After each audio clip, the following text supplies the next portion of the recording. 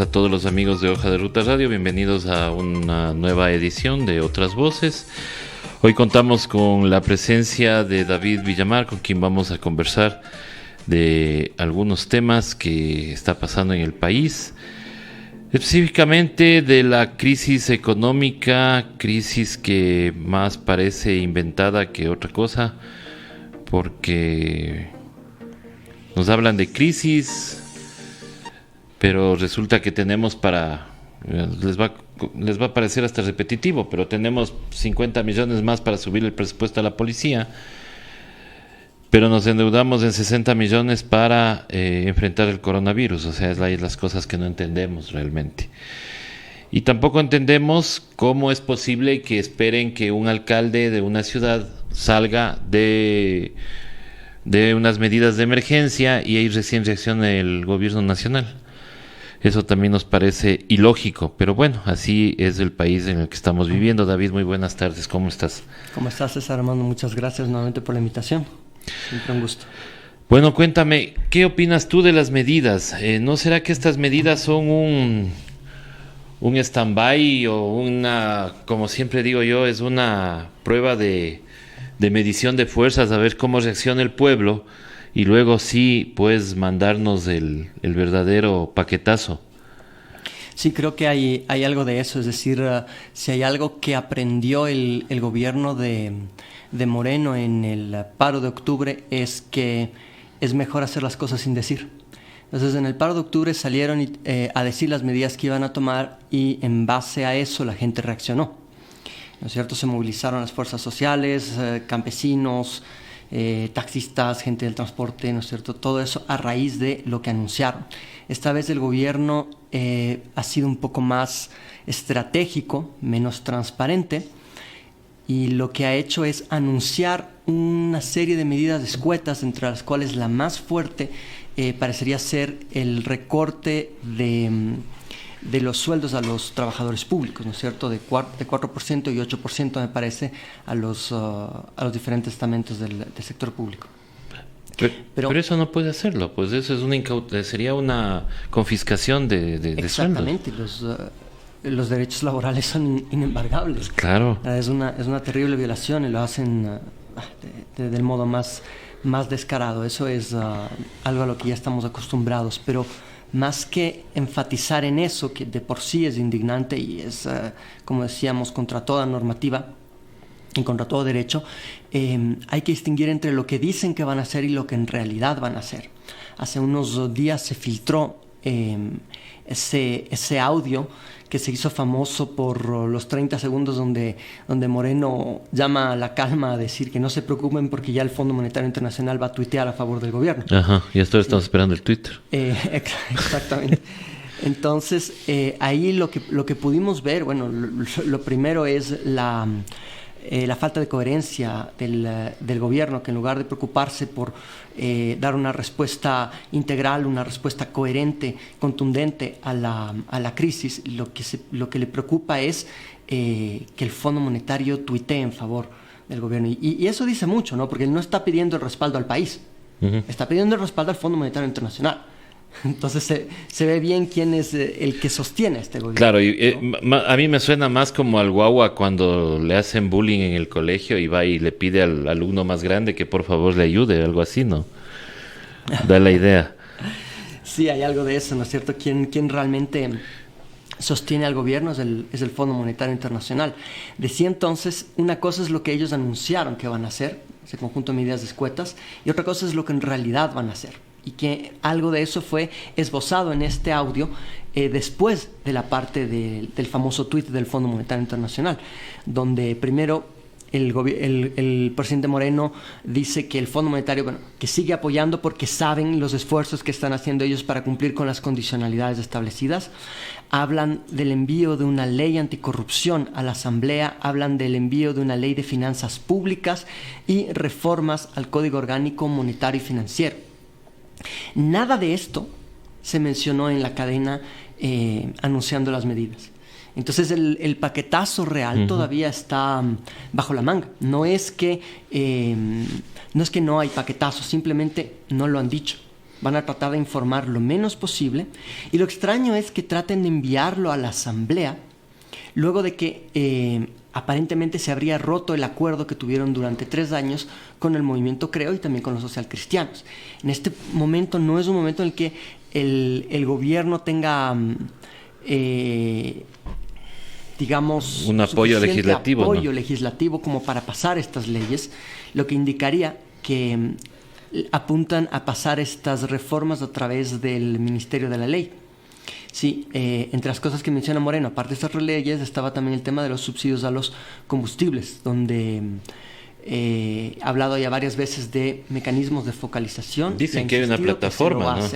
Que hay una plataforma que ya está probándose para la focalización de los subsidios y que máximo en 15 días ya estaba. O sea, eso está ya en camino. Veremos, yo también pienso que está en camino. Fue muy claro el audio con las palabras de Moreno en cuanto a las cosas que se van a hacer, no a los contenidos. Y eso es justamente lo que nos debe llamar a todos a estar muy, muy alertas sobre lo que vayan a incorporar estas leyes, porque la ley anticorrupción puede venir con nuevos tipos de arbitrariedad, ¿no es cierto? Ahora vivimos momentos de una persecución inclemente y infame contra los movimientos de izquierda, en particular contra el partido Compromiso Social RC5. Que hemos visto que incluso hay presiones de uno de los poderes sobre otro de los poderes del Estado para que se le quite digamos, el casillero, la personería jurídica al partido, ¿verdad? Y bueno, entonces tenemos, como decía, que estar muy alertas al respecto de las decisiones que se van a tomar y los contenidos de estas leyes que estarían enviándose en estos días a la Asamblea. Y probablemente estamos hablando ahí de cosas como la autonomía del Banco Central. ¿Cierto? Es posible que intenten camuflar medidas impositivas, ¿verdad? Contra todo eso hay que estar alerta y recordar que no estamos lidiando con un gobierno que haga las cosas de forma transparente, ¿no es cierto? Ellos utilizan la palabra transparencia únicamente en el discurso y eso todo el país lo sabe. Claro, hay que estar atentos porque ya vimos que en el tratamiento de las leyes económicas urgentes que pasó anteriormente, en la Comisión de lo Económico, pues ahí don Daniel Mendoza pues hacía pasar cosas que ni siquiera se habían debatido, ¿no? Entonces hay que tener mucho cuidado y tampoco permitir que se vote en bloque las cosas que están mandando allá. Ahora, pero tendremos que esperar cuál mismo será la ley que van a mandar, y la duda es esa también, o sea, ¿tienen o no tienen los votos? Porque mientras nos estaban anunciando el supuesto paquetazo o las medidas, Otto Sonnenhorn estaba reunido con algunos jefes de campaña, de bancada, perdón, en la Asamblea Nacional, tratando de negociar alguna cosa. Y eso también es preocupante. ¿Cuándo estaban tratando qué tema? Cuando estaban ya dando las medidas, él estaba reunido justamente con algunos jefes de bancada. Por eso es la llamada de César Litardo al siguiente día para ver si se podían reunir y romper el receso. Claro. Entonces sí es preocupante. Ahora, ¿qué más nos puede venir? Sí, ese es justamente el problema. El coronavirus le cayó del cielo al gobierno porque tiene, digamos, dos aristas fundamentales del tema del coronavirus.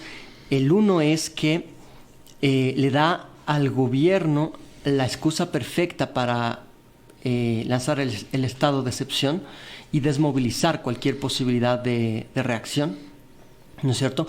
Y la otra es justamente que le permite condenar también cualquier llamado a manifestarse por parte, por ejemplo, de las fuerzas políticas, de los movimientos sociales, bajo el argumento de que cómo pueden ser tan irresponsables de llamar a manifestaciones y a levantamientos en un momento tan crítico para la salud nacional, en un momento de emergencia sanitaria, ante una pandemia planetaria.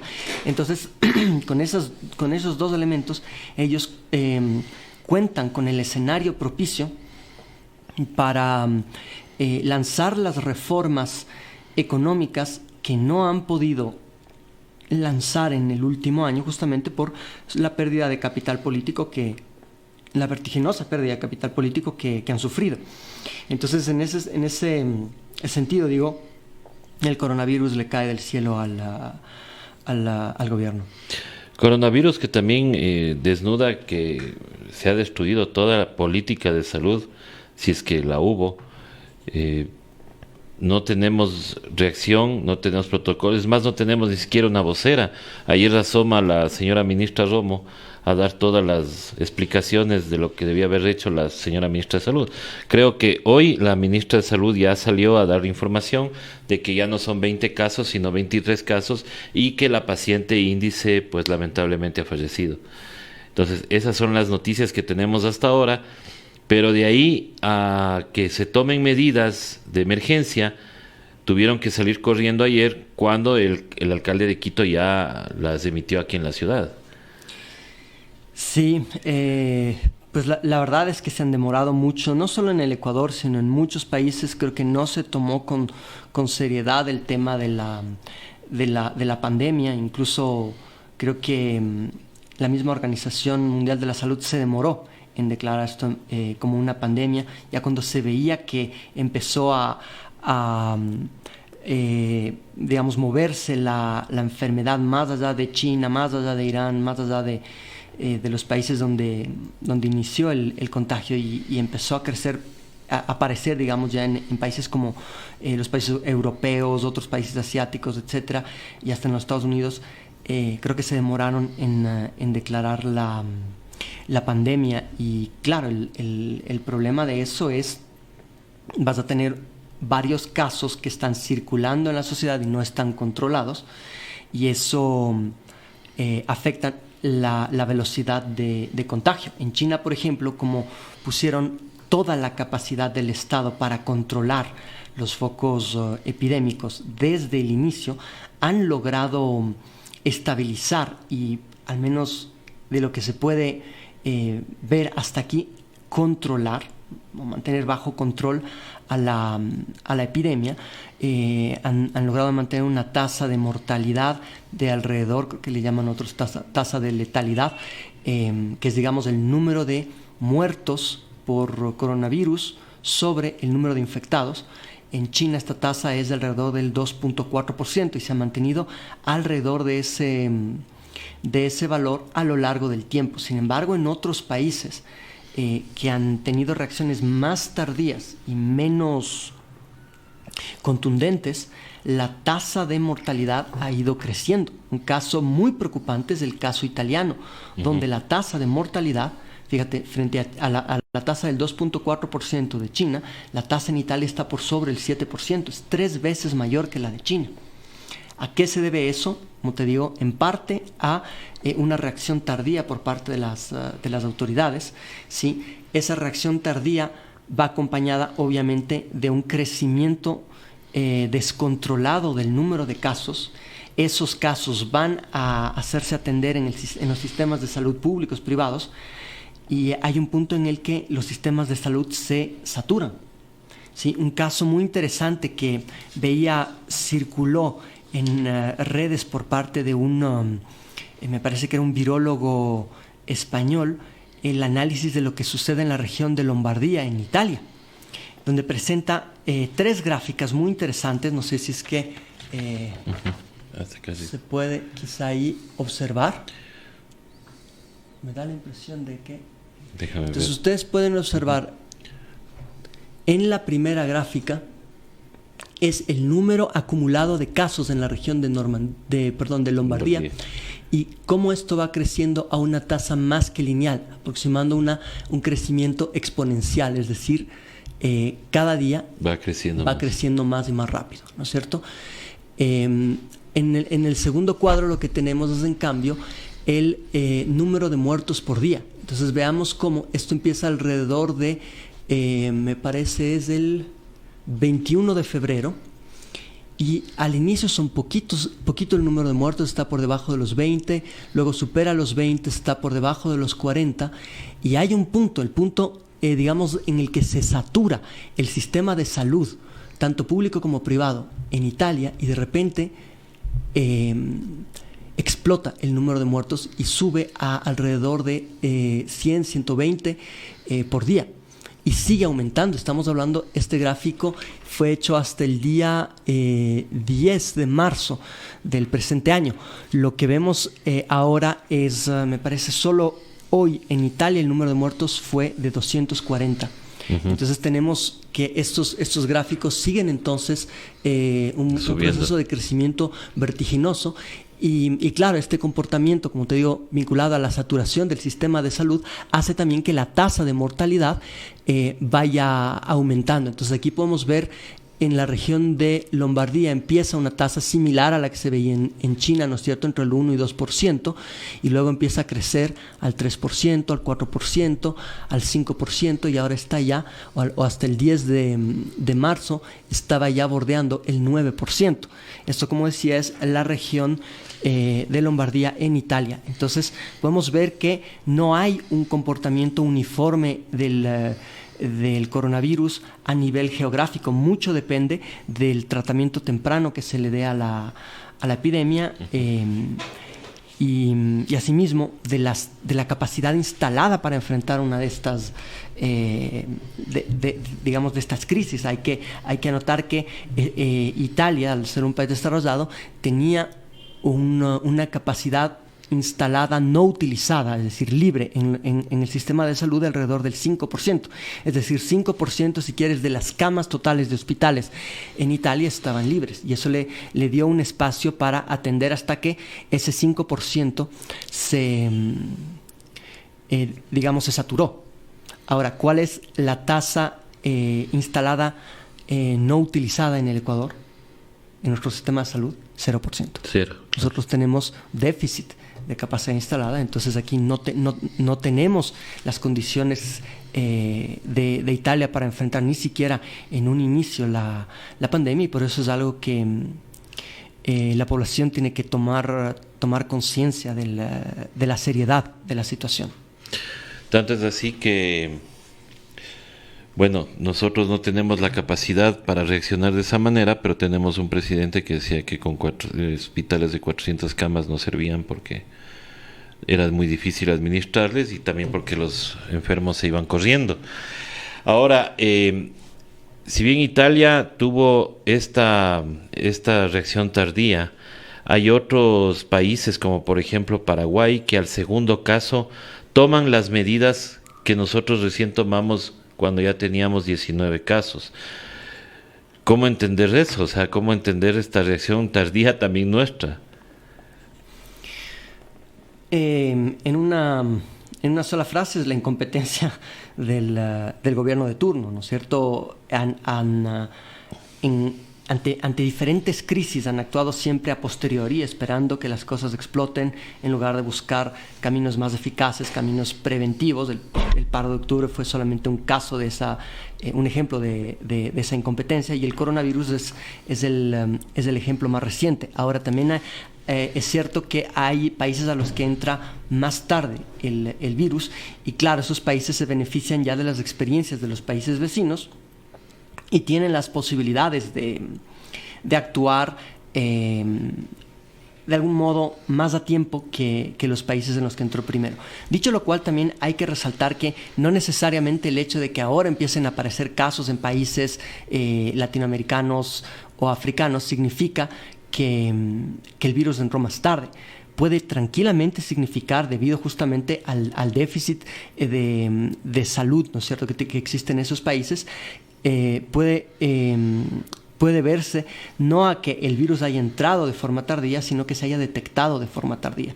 Y eso es todavía más grave, porque quiere decir que el virus ha estado ya circulando en esos países sin ser detectado. Entonces, ¿cuál es el problema de una falta de detección temprana? Que justamente se eleva el número de contagios por enfermos. Si hay muchos enfermos que no estén siendo monitoreados o que no estén bajo cuarentena durante la etapa de contagio del virus, entonces se va a elevar el número de contagiados por cada enfermo. Y ahí el crecimiento que decíamos exponencial se vuelve todavía más rápido, más vertiginoso.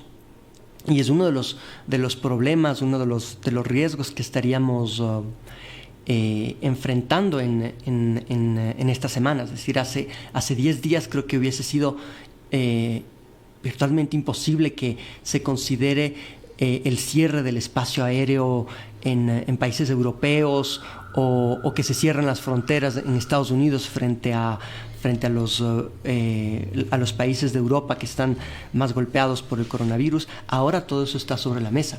Entonces estamos viendo que el coronavirus tiene un impacto planetario. Sí, creo que estamos ante un acontecimiento tristemente histórico. Esto no se había visto en 100 años. Hace 100 años justamente hubo una epidemia similar que fue la gripe española, me parece, claro, que causó creo que centenas de millones de casos y asimismo decenas de millones de muertos, una de las peores pandemias de la historia. Y esperemos que no confluya a lo mismo. No se trata de causar pánico, sino solamente mantenerse alerta. Es decir, dado que es posible que haya una saturación del sistema de salud, lo que tenemos que hacer es redoblar esfuerzos, ¿no es cierto? Ser el doble de precavidos. Por ejemplo, lavarse constantemente las manos, eso es lo que todo el mundo dice. Cambiar los hábitos de contacto físico, ¿no es cierto? No estar dándose las manos, dándose besos, tocándose la cara, son las medidas mínimas, pero también una nueva forma de concientización, ¿no es cierto? Es importante entender que el coronavirus no afecta del mismo modo a los diferentes grupos etarios, grupos de edad de la sociedad, ¿no es cierto? Hay hasta los 40 años me parece que la tasa de letalidad es menor al 0.4%. A partir de los 40 años empieza a crecer progresivamente y los grupos de más de 60, 70 años se vuelven altamente vulnerables. La tasa de letalidad se eleva hasta el 14%, que es altísimo.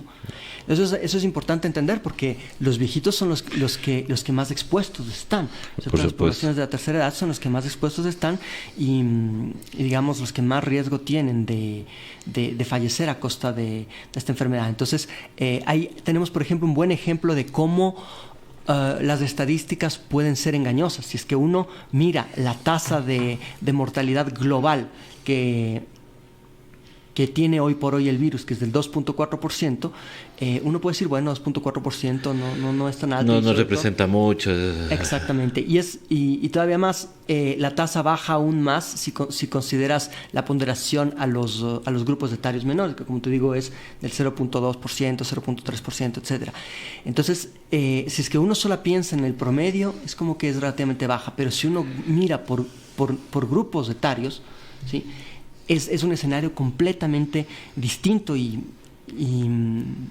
uno debe temer por los miembros más mayores de las familias y justamente por ellos pensar en cambios de comportamiento como los que mencionábamos, ¿cierto?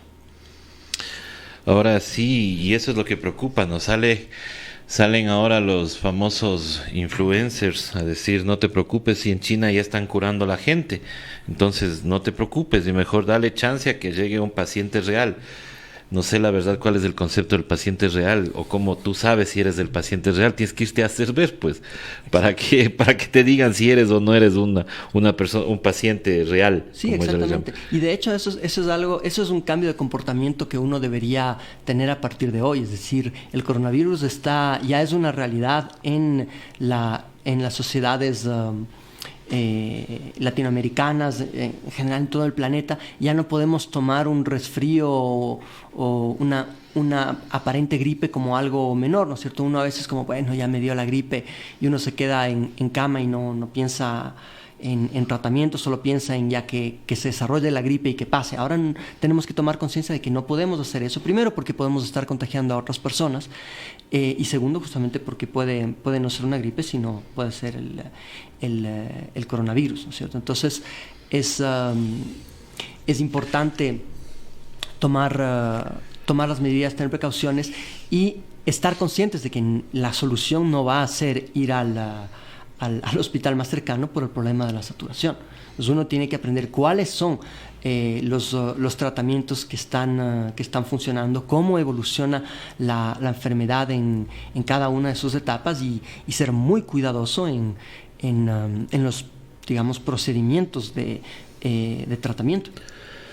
Eso, y más que todo también tomar en cuenta las recomendaciones, ¿no? Que sí se dan, pero que acá en vez de hacer las recomendaciones, ellos nos pedían que no vayamos a sitios donde hay aglomeración de gente. Y todo el mundo Y todo el mundo al Supermax y a todos los supermercados a vaciar las perchas y todo lo demás. ¿Cuántos contagiados tendríamos ayer? Sí, pensaba lo mismo. La verdad es que hemos visto algunos comportamientos dignos de resaltar respecto de en parte de la falta de racionalidad de la acción colectiva, pero también la falta de empatía en otros casos, ¿no es cierto? Vimos, por ejemplo, hace un par de días, no sé si fue ayer o anteayer, que salía el presidente de la Cámara de Comercio de Quito a decir que es el momento para que el gobierno tome las decisiones económicas de reestructuración del tamaño del Estado, temas tributarios, seguridad social, o sea, para hilar con lo que decíamos al inicio, ¿no es cierto? Este momento en el que no van a poder movilizarse por miedo al contagio, este es el momento de dar el golpe. Es lo que Naomi Klein, me parece, habla en su libro La doctrina del shock, ¿no es cierto? Entonces, esperar un momento en el que la sociedad esté hasta cierto punto caotizada, completamente distraída y concentrada en algo que de repente ocupa todo el alcance de su atención para golpearle con medidas económicas, con paquetazos y todo eso, en un momento en el que no tiene capacidad de respuesta, en este caso por las razones que mencionábamos. Y el otro ejemplo, entre comillas, digno de mención, es el de los seguros privados. Sí. Sí, que salen a decir que ellos no se van a hacer cargo de los costos del coronavirus al ser una pandemia. Ahora, ¿tiene esto sentido? Desde un punto de vista humano, por supuesto que no. Para nada. Uno adquiere un seguro de salud justamente para cubrirse en estos casos. En casos como estos. Ahora, los sistemas de salud funcionan en base a un cálculo de ¿cómo es esto? De probabilidades, ¿no es cierto? Al respecto de cuál va a ser el costo de atención durante el año. Entonces ellos realizan su presupuesto en base al número de aportantes, ¿no es cierto?, de personas aseguradas. Cada uno de ellos paga la prima respectiva y las aseguradoras tienen sus estimaciones de el costo por persona, ¿no es cierto?, incluso el costo global de la atención común a esas personas. Obviamente, cuando surge una catástrofe de grandes proporciones, como el tema del coronavirus o como el terremoto del 2016, ¿sí? Estos son golpes que van más allá de lo que podían prever o calcular las aseguradoras. Y en ese sentido, ellas también existe un argumento económico para decir que no pueden hacerse cargo de esto. Es más, desde un punto de vista estrictamente económico, si es que el Ecuador fuese un mercado competitivo, digamos el mercado de seguros en el Ecuador fuese competitivo y las aseguradoras ofrecieran sus servicios casi a precio de costo, tendría sentido que las aseguradoras digan: esto nos puede llevar a la quiebra. Pero no es el caso. En el Ecuador, el Ecuador es un sistema de oligopolios, donde lo que menos hay es competencia en el sistema financiero. El sistema de seguros no es una excepción tampoco, y como resultado de eso tienen altas tasas de ganancia.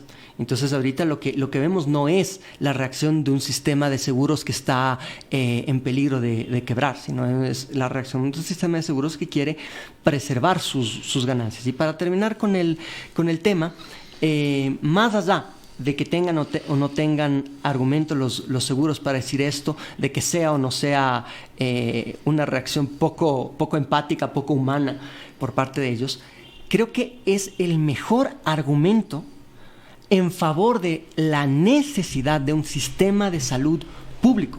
Ya el presidente de Francia, Macron, salió a decir justamente, me parece que fue ayer o hoy de mañana, exactamente eso. La reacción de los seguros privados al respecto del coronavirus es la mejor razón para mantener y fortalecer los sistemas públicos de salud, que son los que no van a sacar el bulto en estos momentos, porque justamente ellos trabajan con otra lógica. Claro, con la lógica del negocio, pues para ellos los es privados, un negocio. Exactamente. Es que el público trabaja con una Pero te cuento que hoy en la mañana ya hicieron una declaración diciendo que van a respetar los contratos de los de sus afiliados, las personas que están con ellos en el seguro privado, y que el coronavirus va a ser tratado de acuerdo a los contratos. Obviamente ahí va a haber la diferencia, lo que tú dices, ¿no? Y claro, efectivamente, eso decíamos ayer en el editorial, esto nos da la razón de que necesitamos de el Estado para que se haga cargo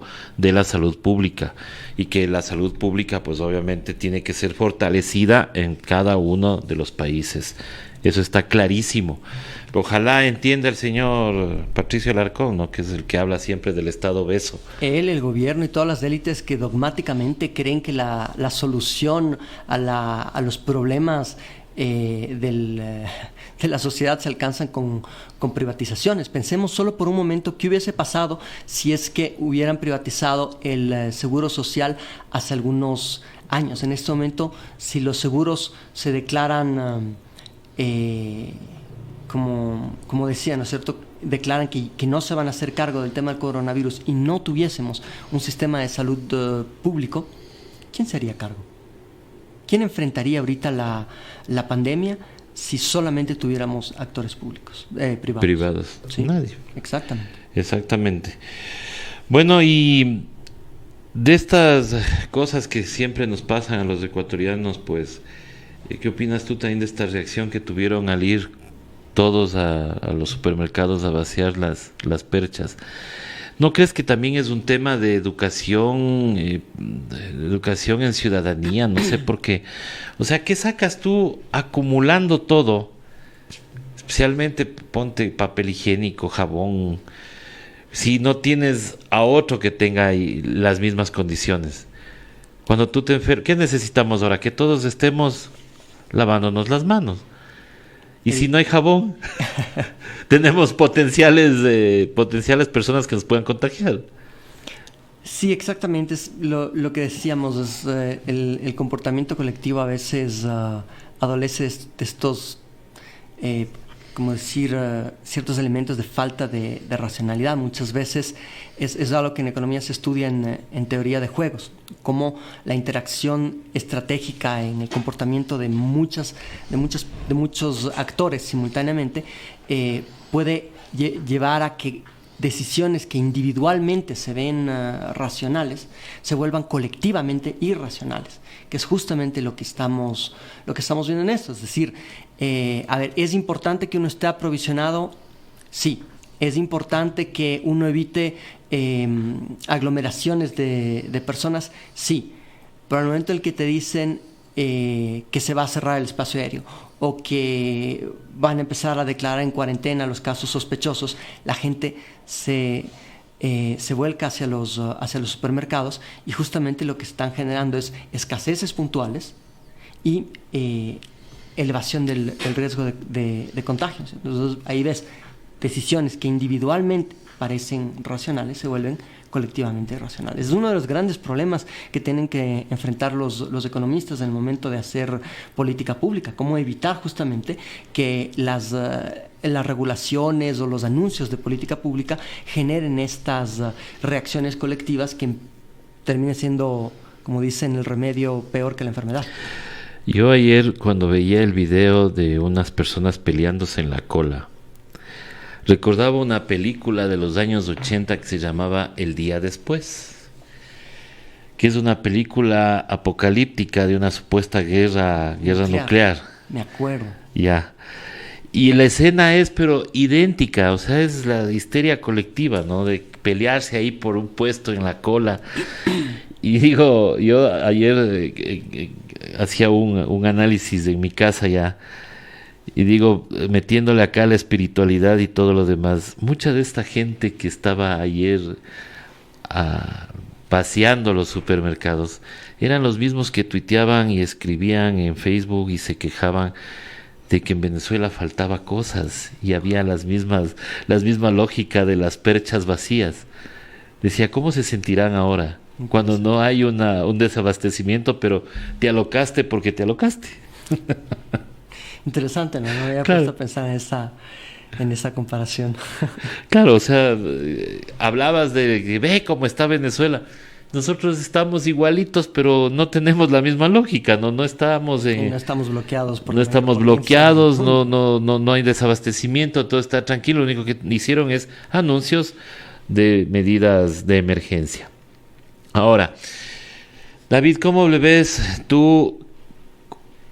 ¿Por qué llegamos a tener un riesgo país de ya ahorita 3.645 puntos? Y uno supone que si el presidente y el ministro de Finanzas toman medidas, es para que eso empiece a bajar un poco, pero resulta todo lo contrario. Y sigue subiendo. Sí, el tema del riesgo país es algo que hay que analizar con mucho cuidado, mucho detenimiento. El riesgo país, como he mencionado en otras intervenciones, mide la percepción que tienen los mercados financieros del primer mundo sobre las probabilidades de que un Estado, en este caso el Estado ecuatoriano, pueda honrar sus deudas, es decir, repagar la deuda externa. ¿Sí? Entonces, este riesgo país depende de una multiplicidad de factores y generalmente es muy difícil de prever, pero para economías como la ecuatoriana, que dependen, digamos, cuya estabilidad, por ejemplo, macroeconómica, depende del flujo de divisas que se concentra en unos pocos bienes, como el petróleo, por ejemplo. En esos casos, el monitoreo del riesgo país o la predicción del riesgo país se vuelve un poco más evidente. Es decir, si es que el precio del petróleo tiende a subir, los mercados dicen, ok, el gobierno ecuatoriano o el Estado ecuatoriano va a disponer de recursos extraordinarios, va a tener cierta holgura en sus finanzas y por lo tanto no hay riesgo, no hay mayor riesgo de default o de que se corten los pagos de deuda externa. Entonces, cuando sube el precio del petróleo, baja la percepción de riesgo país, ¿no es cierto? Baja el riesgo país. Del mismo modo, cuando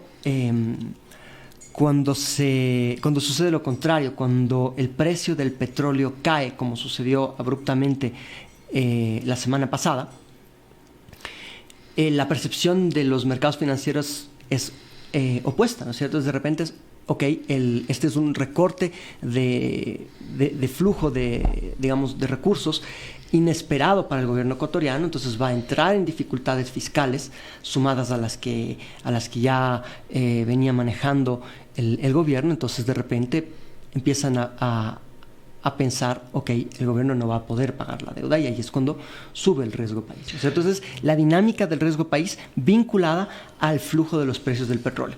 El tema central que debería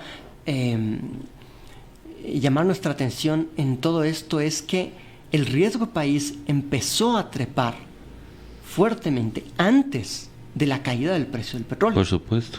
Entonces, eso quiere decir que había una percepción creciente del riesgo país que no estaba atada a este vaivén de los precios del petróleo, sino justamente al mal manejo, ¿no es cierto?, al manejo ineficiente de las finanzas públicas que se ha venido dando por parte del gobierno en los últimos años. Recordemos la semana pasada, justo hace 8 días, el viernes pasado se cerraba con información en redes sociales donde mencionaban que el Fondo Monetario se levanta de la mesa, no va a dar una transferencia y se quejaba de falta de transparencia en las cuentas, digamos, en la data que había dado el gobierno, ¿no? Y eso es algo que no se ha aclarado, dónde estuvo la falta de transparencia, a qué se referían, digamos, qué es lo que se estaba falseando o ocultando, Sí, y claro, no faltaron los pseudoanalistas que salieron a decir que la falta de transparencia también era culpa de Correa. Sí, entonces, ¿cómo hace Correa para que de los diferentes desembolsos, digamos, ya hubo 4 desembolsos del año pasado, este era el 5º, me invento, sí, y justo este es culpa de Correa que no venga, justo este es por la falta de transparencia de las cuentas fiscales de Correa. Me parece tan ridículo. Ya raya en lo patológico este tipo de respuestas. Ahora, el tema del riesgo país, como decimos, está vinculado a temas más complejos que tiene que ver justamente con la vulnerabilidad de una economía dolarizada y desprotegida como la que tenemos hoy. Conversaba hace unos días con Andrés Arauz y él ponía un concepto muy interesante que me parece que ya se manejó en los últimos años de la Revolución Ciudadana, que era el de una dolarización creativa, heterodoxa, versus una dolarización ortodoxa, conservadora. ¿A qué se refería esto? La dolarización creativa, heterodoxa, es una dolarización que iba de la mano con una extraordinaria flexibilidad y coordinación en el aparato, si quieres, del sector público, para poder, gracias a esa flexibilidad, gracias a esa coordinación, pasar un bache de golpes externos. Te voy aquí a referir a lo que fue la tormenta perfecta, lo que se llamó la tormenta perfecta en los últimos años del gobierno de Correa. En este gráfico es un poco difícil de apreciar, pero voy a tratar de describir lo que contiene el gráfico. El gráfico contiene la evolución del crecimiento económico trimestral en la economía ecuatoriana y tiene ciertas banderitas que dice que indican los principales shocks externos que enfrentó la economía ecuatoriana en diferentes momentos. Entonces, en el 2009 se enfrentó un primer shock petrolero, una caída de los precios del petróleo, que fue de la mano con una subsecuente caída en el crecimiento económico. Aquí pueden ver esta caída posterior a la caída de los precios del petróleo. Es una caída abrupta del crecimiento económico. Luego se recupera por el manejo de la política expansiva anticíclica, digamos, del gobierno de Correa en esos años, y se acerca el año 2015 y aquí es donde ocurre la tormenta perfecta. En la tormenta perfecta ocurren simultáneamente distintos shocks, entre los que está un segundo shock petrolero, que es una caída fuerte de los precios del petróleo. Nuestro barril de petróleo cayó, me parece, de $60 que estaba alrededor de 2013 a diciembre del 2014, cae alrededor de $30-40 y siguió cayendo, me parece que a inicios del 2016 bordeaba ya los $20-25. Aparte, el shock petrolero está en esos momentos la consecuente subida del riesgo país, la apreciación del dólar a diciembre del 2014, la devaluación de los socios comerciales como es Colombia y Perú. Recuerdan en esos días hace mayo del 2015, donde los ecuatorianos iban a comprar hasta papel higiénico en Colombia. A eso se suma el fenómeno del Niño de mediana intensidad hacia el tercer trimestre del 2015, la subida de tasas de interés en los Estados Unidos, que redirige los capitales hacia el primer mundo, y el fallo de Occidental y de Chevron contra nosotros. Todo eso nos golpeó, y la cereza en el pastel de lo que fue la tormenta perfecta fue el terremoto del 16 de abril del 2016. Entonces, todos esos shocks externos configuraron lo que se llamó la tormenta perfecta. Entonces, ¿por qué traigo a colación esto? Porque en la tormenta perfecta ustedes pueden ver cómo, justamente por los diferentes shocks, el crecimiento económico fue cayendo por debajo de cero, y la economía entró en recesión técnica, pero nuevamente por la política anticíclica aplicada por el gobierno en ese momento del presidente Correa, se logró estabilizar la economía del mismo modo que se hizo hacia el 2009, ante el advenimiento del primer shock petrolero. Entonces, este cuadro es muy interesante porque justamente nos dice que una política pública adecuada a lo que decíamos, ¿no es cierto?, una dolarización creativa, heterodoxa, con herramientas de coordinación, con herramientas que flexibilicen los flujos en el sector fiscal, permite enfrentar los shocks exógenos de forma eficaz y retomar rápidamente una senda de crecimiento económico. Eso es lo que se logró ante los shocks externos de la tormenta perfecta, tanto en 2009 como entre 2015 y 2016. Entonces, ¿por qué menciono esto? Porque el shock que está teniendo el coronavirus en la economía ecuatoriana, si bien es más leve, configura ya un golpe exógeno de un orden de magnitud comparable al de la tormenta perfecta. Menor, porque es una menor cantidad de shocks fuertes. No hemos tenido un terremoto, no hay fenómeno del Niño, Dios, no hay nada, ¿no es cierto? de eso. No hay fallos súbitos contra el Ecuador, ¿no es cierto? Entonces, no hay todo eso. Sin embargo, es importante entender la magnitud del shock que representa el coronavirus para nuestra economía. Entonces es algo que igual conversaba con varios de los economistas del anterior Frente Económico, que veían de esta forma la dinámica entre el coronavirus y la economía tanto global como nacional. Decían, ¿qué es lo que hace el coronavirus? Lo primero que hace el coronavirus es asustarnos al respecto de la economía china. Entonces ya no queremos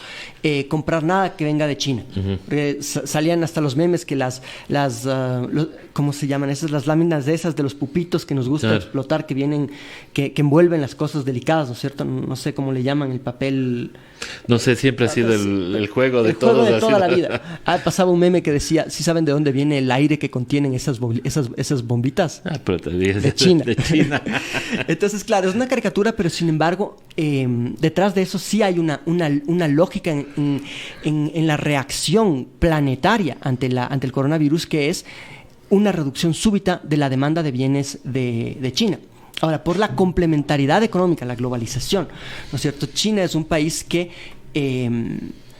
exporta hacia el resto del mundo cantidad de bienes desarrollados. Entonces, cuando de repente el mundo deja de demandar los bienes que vienen de China, a su vez China deja de demandar las materias primas necesarias para la fabricación de esos bienes. Entonces, cuando una potencia gigantesca como China de repente deja de demandar, lo que ocurre es que el resto del mundo empieza a vivir una recesión, si quieres, una disminución de la demanda. Concentrémonos en el tema exportaciones. En el caso ecuatoriano, van a bajar nuestras exportaciones a China. China demanda menos. Ajá. Si le demandas menos producción a China, China demanda menos materias primas. Entonces, los países que venden materias primas a China van a ver golpeadas también sus exportaciones. Entonces, ahí tenemos un golpe a las exportaciones y, por lo tanto, a la entrada de divisas por el lado de las exportaciones no petroleras. Luego, ¿cuál es el otro golpe que el coronavirus genera en la economía mundial? De repente tienes coronavirus en China, tienes coronavirus en Europa y, como decíamos, primero el comercio baja, pero también baja el turismo. Ya nadie quiere viajar a China, nadie quiere viajar a Europa, los vuelos se suspenden y el sector del transporte y el sector del turismo enfrentan un duro golpe.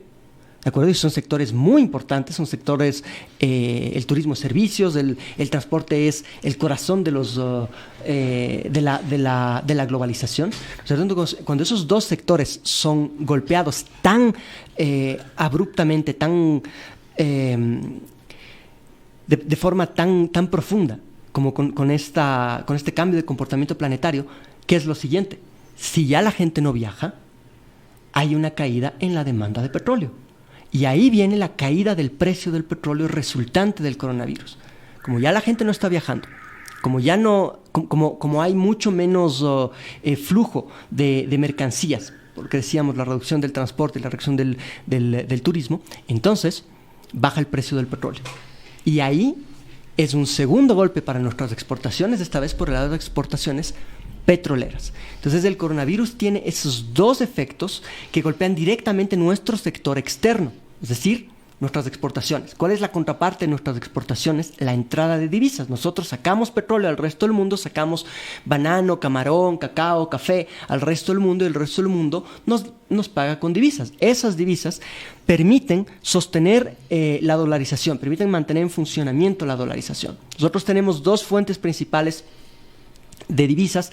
La una es por las exportaciones, ingreso de divisas, ¿no es cierto? La otra es vía deuda externa. Son las dos formas en las que recibimos divisas. ¿Cuáles son las formas en las que perdemos divisas? Las importaciones. Vía importaciones, nosotros traemos bienes de capital, bienes de consumo del resto del mundo, y le pagamos al resto del mundo con dólares. Entonces, lo que recibimos por exportaciones, lo que recibimos de divisas por exportaciones, digamos, se compensa. O al revés, lo que sacamos del país con vía importaciones, ¿no es cierto? Pagamos al resto del mundo por los bienes. Es salida de divisas, se compensa con lo que entra del resto del mundo por exportaciones, ¿sí? Y eso es lo que debería mantener un flujo de divisas estable, si es que nuestras exportaciones fuesen mayores que nuestras importaciones. ¿Cuál es el problema? Lo que decíamos, el coronavirus golpeó las exportaciones, tanto petroleras como no petroleras. A eso súmenle las políticas miopes del gobierno de Moreno en estos 3 años, que fueron orientadas ¿a qué? A desmantelar los controles de importaciones que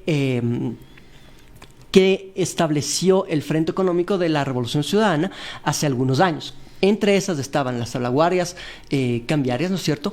Estaban los ciertos niveles tope de aranceles a ciertas importaciones suntuarias. ¿Qué es lo que hace Moreno? Baja los aranceles, elimina las salvaguardias y facilita entonces que sigan subiendo las importaciones, y por lo tanto que aumente el flujo de divisas hacia afuera.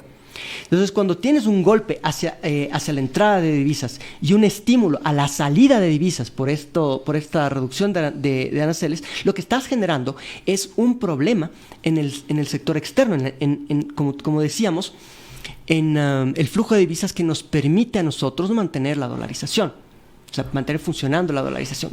¿Cuál es el problema final que hay que añadir a esto? Nosotros decíamos, hay dos fuentes de divisas, la una es vía exportaciones, la otra es vía deuda, ¿verdad? Vía deuda externa. Tú pides desembolsos del resto del mundo, esos desembolsos entran y los pagarás a futuro, pero son recursos frescos que entran a tu economía. ¿Cuál es el problema? Con la subida del riesgo país, de, me parece, 700, 800 que estaba hace aproximadamente mes y medio, 2 meses, a los 3.600 que está ahora en este momento. Me parece que no mencioné esta vez, pero en otras veces sí lo he mencionado.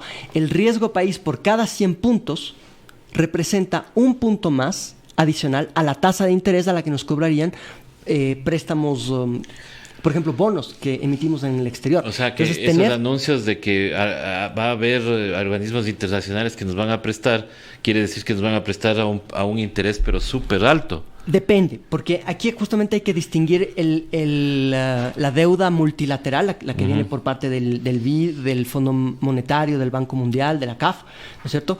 Esa deuda, sobre todo con el Fondo Monetario del Banco Mundial, es deuda que tiene tasas bastante más bajas que las tasas internacionales, pero vienen con condicionalidades, ¿no es cierto? Por ejemplo, austeridad fiscal, ¿no es cierto? Recortes en gasto público, sobre todo salud, educación, etcétera. Las recetas típicas del Fondo Monetario, lo que hablamos al inicio.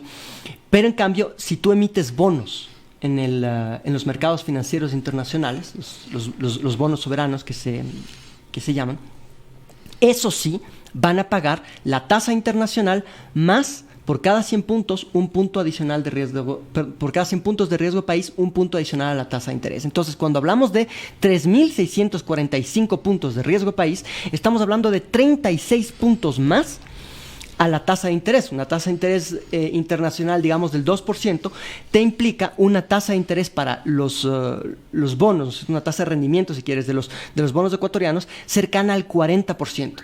¿Qué quiere decir eso?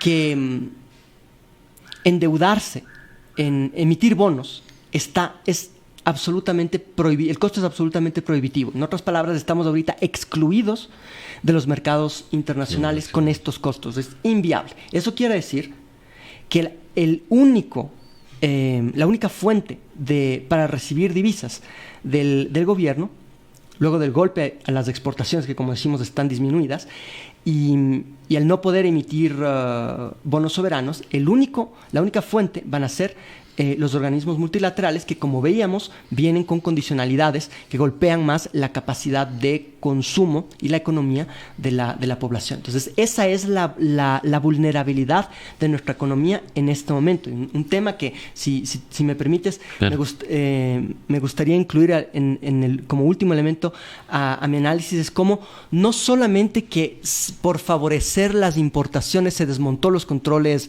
a las importaciones, las salvaguardias, los aranceles, ¿no es cierto?, sino que además se desmonta o se empieza a desmontar los controles de capitales que justamente funcionaban como mecanismos de defensa ante los shocks externos. Por ejemplo, el impuesto a la salida de divisas, tan criticado impuesto a la salida de divisas, que el gobierno de Correa puso este impuesto y que solo pensaban en poner impuestos.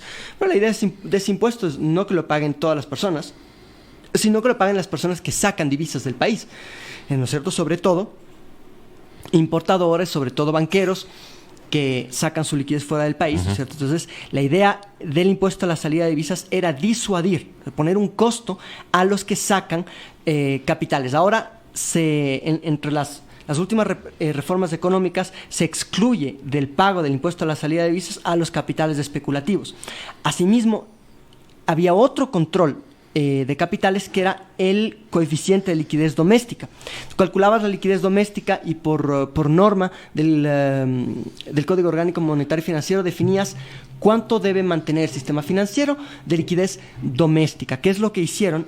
Redefinieron la fórmula de cálculo de la liquidez doméstica, incluyendo al fondo de liquidez, que es un fondo de protección del sistema financiero fortalecido por el gobierno de la Revolución Ciudadana, y que está en Suiza, y la banca, con presiones sobre el gobierno de Moreno, logró que lo incluyan como liquidez, que cuente como liquidez interna. Entonces estás falseando los verdaderos números de liquidez que tienes en el país, y con eso, ¿qué haces? Abres la puerta para que más recursos salgan, o que salgan con mayor facilidad de la economía nacional. Entonces, todas las medidas que han tomado desde la perspectiva de la política macroeconómica ha estado orientado a facilitar la salida de divisas. Y con eso aumenta la vulnerabilidad, el riesgo de una crisis sistémica. ¿Cómo se manifestaría esa crisis sistémica? Ante la falta de liquidez, ante la falta de recursos en la economía. Lo que estamos viendo, ¿no es cierto? El gobierno no tiene de repente plata para cubrir sus obligaciones. Ya están hablando hoy de que una de las alternativas sería el diferimiento del pago a los servidores públicos. Entonces, lo que vivíamos en los 90, ¿no es cierto? Y tu salario de enero ya no lo cobras al final de enero, lo vas a cobrar en abril, en mayo, ¿no es cierto? Tu salario de marzo lo cobrarás en agosto, ¿sí? Entonces, claro, eso al Estado le permite flexibilizar su esquema de pagos, ¿no es cierto? Es más fácil para el gobierno ir difiriendo pagos, pero mira, ¿a quién difieren los pagos? Es a la ciudadanía. Pero ¿cuál es el problema ahí? Entonces vas a tener una persona que contaba con su salario para pagar su crédito, por ejemplo, al BIES, para pagar o su crédito en el sector privado, el crédito de su casa, su hipoteca, y de repente no tiene con qué pagar. Tiene que decirle al banco, ¿sabe qué? Cuando me paguen, le pago. Y empiezas a ver, por ejemplo, vas a ver aumentos en las tasas de morosidad. Parece que tenía yo también esa información al respecto de la tasa de morosidad, por ejemplo, en el BIES, que es justamente el que está sufriendo los golpes vinculados a los despidos masivos de empleados públicos, ¿no es cierto? La morosidad en vivienda pasa en 2006 de alrededor del 1.4% al 2019 el 3%, y es relativamente mayor, por ejemplo, que los créditos comerciales. Entonces, si bien no es una tasa alarmante, podemos ver que hay un crecimiento de la morosidad como resultado justamente de los despidos, ¿no? De los despidos y como te digo, de estos problemas de liquidez que empiezan ya a manifestarse tanto a nivel del gobierno como en otros estamentos de la economía. Y el riesgo de eso es que si esto se vuelve sistemático y hay una interrupción de la cadena de pagos, como te decía, que el gobierno pague a los ciudadanos, que los ciudadanos paguen a la banca, o que el gobierno pague a sus proveedores, que los proveedores a su vez paguen a sus clientes, etcétera, ¿sí? A sus propios proveedores, lo que puede llegar a suceder es un corte abrupto en los sistemas de pagos, que finalmente genera una crisis sistémica. Por ejemplo, lo que te decía, que no haya plata para pagar al sistema financiero. Claro. Entonces, toda esa vulnerabilidad es el resultado de haber desmontado el conjunto de protecciones a la política pública que puede no habernos gustado. A nadie le gusta pagar un impuesto. Entonces, si hay un impuesto a la salida de divisas, qué fastidioso el gobierno de Correa que nos hacía pagar el impuesto a la salida de divisas. O qué fastidioso el gobierno de Correa que nos ponía el impuesto a la Nutella, ¿no es cierto? Las salvaguardias, el impuesto a los cosméticos, etcétera. ¿Sí? Pero lo que hoy debemos entender y ver con claridad es que esas medidas fastidiosas estaban orientadas a frenar la salida de divisas en momentos en los que hay que enfrentar shocks exógenos, como los que estamos enfrentando ahorita. ¿Cuál es la diferencia entre la tormenta perfecta, lo que decía, todos los golpes simultáneos que vivimos entre 2015 y 2016, versus lo que está pasando ahora? Es otro shock externo como decía yo, de un orden de magnitud comparable.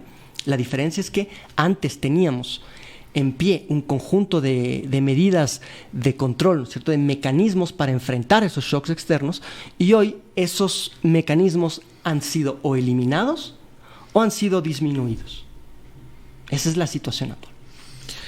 Es terrible lo que estamos viviendo, y sin embargo, y yo con esto también quiero terminar, preguntarte, hay actores políticos de gobiernos que no terminaron su periodo, que ahora andan hablando de que era mejor vivir con los fondos de ahorro, con el FEIREG y todos esos. Dice que como se destrozaron todo eso, entonces estamos viviendo esta crisis. Pero yo sí me acuerdo que cuando había fenómenos del Niño, esos fondos no existían o estaban vacíos. ¿Qué opinas tú de la opinión de estas personas y si realmente son necesarios estos fondos de ahorro?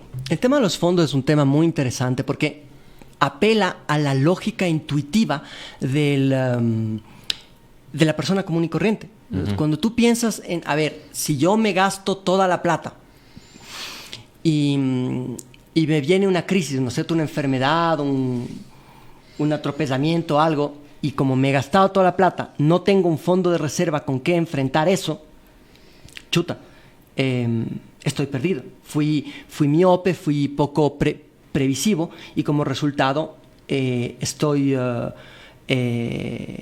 indefenso ante estos shocks, ante estos uh-huh. golpes imprevistos, ¿cierto? Entonces, bajo esa lógica, uno dice, claro, ¿no? Entonces, si Correa hubiese sido previsivo, si Correa hubiese guardado la plata del boom petrolero, ahorita sí tendríamos esa plata. No.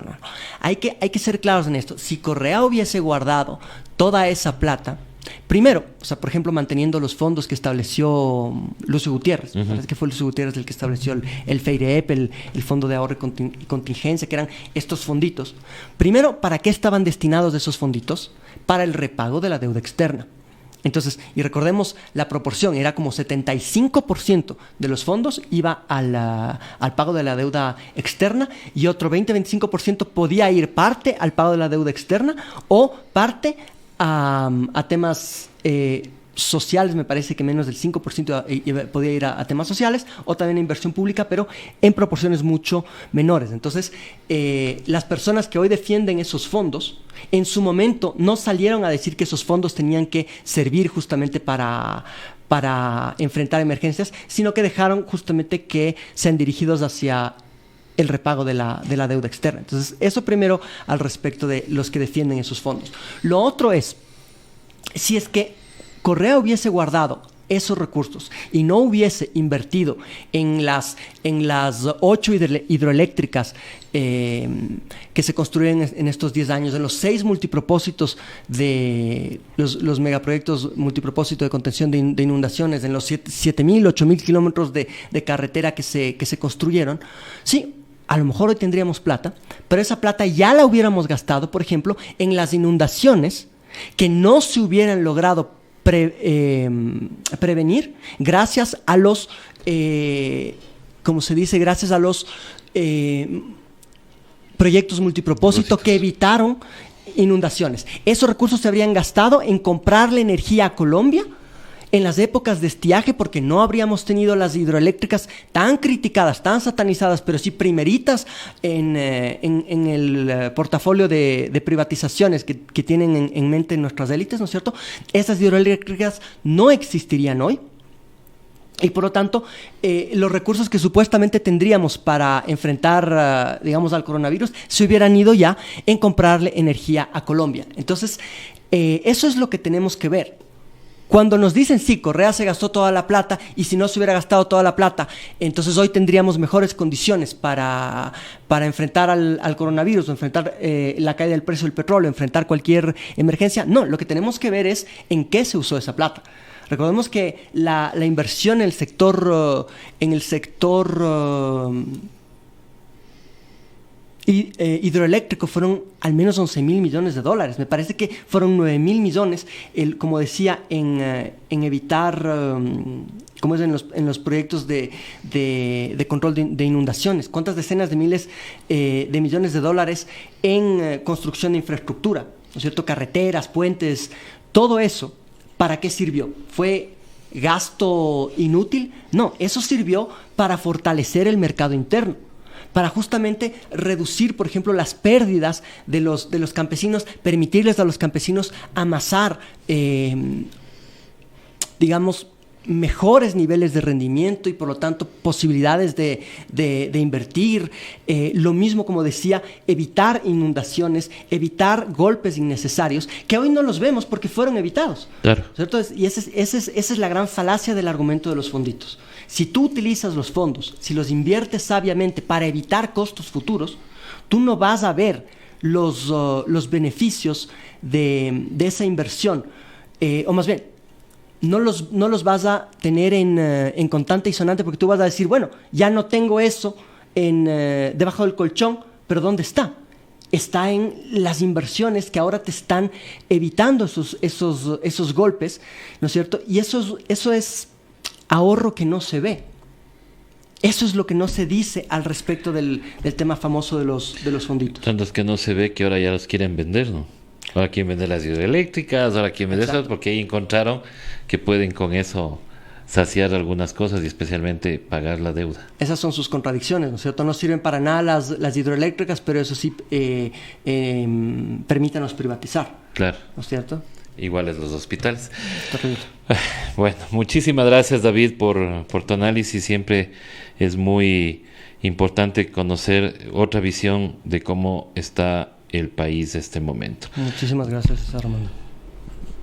A todos ustedes, muchísimas gracias. Ya estamos más tardecito con la vena abierta y no se preocupen que también tendremos al especialista para tratar también el tema del coronavirus a las 5.